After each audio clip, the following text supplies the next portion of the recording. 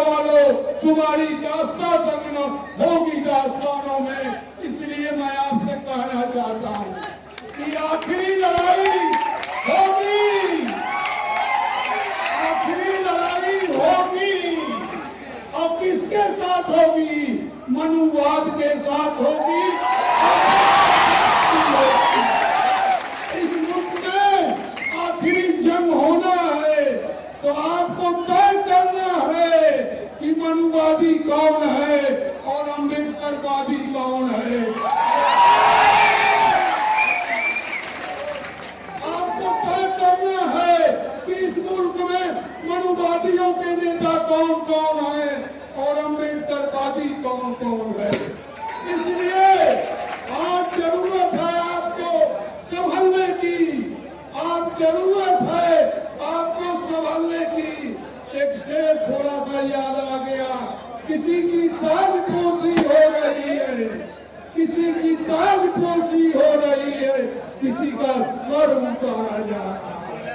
हमारी बात समझ रहे हैं ना? किसी को फेटा बांधा जा रहा है और कौन है? करणी सेना है और किसी की गर्दन मारी जा रही है। इसलिए दोस्तों आज इसी बात की जरूरत है, जो हिंदुस्तान की तमाम राजनीतिक पार्टियां हैं, कोई ऐसी पार्टी नहीं है जिसमें मनुवादी नहीं है। मैं बधाई देना चाहता हूँ भाई चंद्रशेखर आजाद जी को कि आपने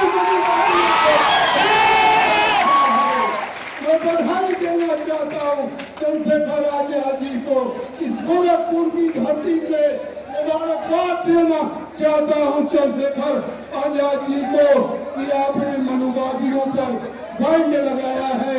बहुत बहुत बधाई।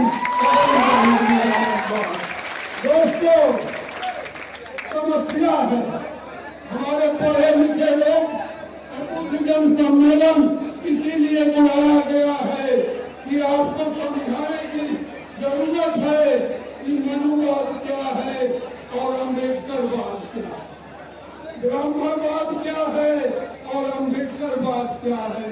अम्बेडकरवाद में सबको बराबरी से जीने का अधिकार है और मनुवाद में मुट्ठी भर लोग जिनकी आबादी 15% है, सिर्फ उनको राज करने का अधिकार है, बाकी लोगों को गुलामी करने का अधिकार है। इसलिए मेरे भाइयों, आप तय करो कि आप गुलाम रहना चाहते हो या शासक बनना चाहते हो।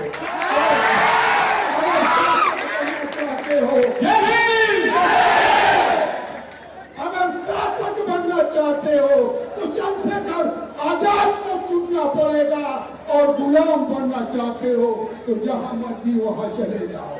इसलिए हम कहना चाहते हैं, तय हो चुका है आज पूरे देश में चंद्रशेखर आजाद ने सिर्फ गोरखपुर में ही नहीं पूरे देश में डंका बजा दिया है। ये मनुवादियों होश में आ जाओ, अब तुम्हारी चलने वाली नहीं है। घूम घूम के कह रहा है भगत सिंह का वो तराना कि सरफरोशी की तमन्ना अब हमारे दिल में है। देखना है चोर कितने बाजुए का दिल है।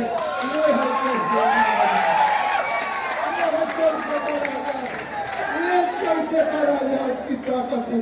दोस्तों आज जरूरत है, अब आप देख लीजिए हमारे यादव भी गाना गाते हैं, इतना बढ़िया बढ़िया। कुछ लोग भजन गाते हैं, अब भजन गाते हैं तो उनका कपाल छिला दिया जाता है। कपाल तो उनका भी छिलाया है, न जाने किस मुख में छिलवा है। अरे मार गए तो क्यों कपाल छिलवा दिए? मरने से जिंदा हो जाएंगे कहा? चाचा जी मर गए, आप कपाल छिलवा लेंगे तो चाचा जी जिंदा हो जाएंगे। अगर जिंदा हो मेरे भाइयों, अब एक कथावाचक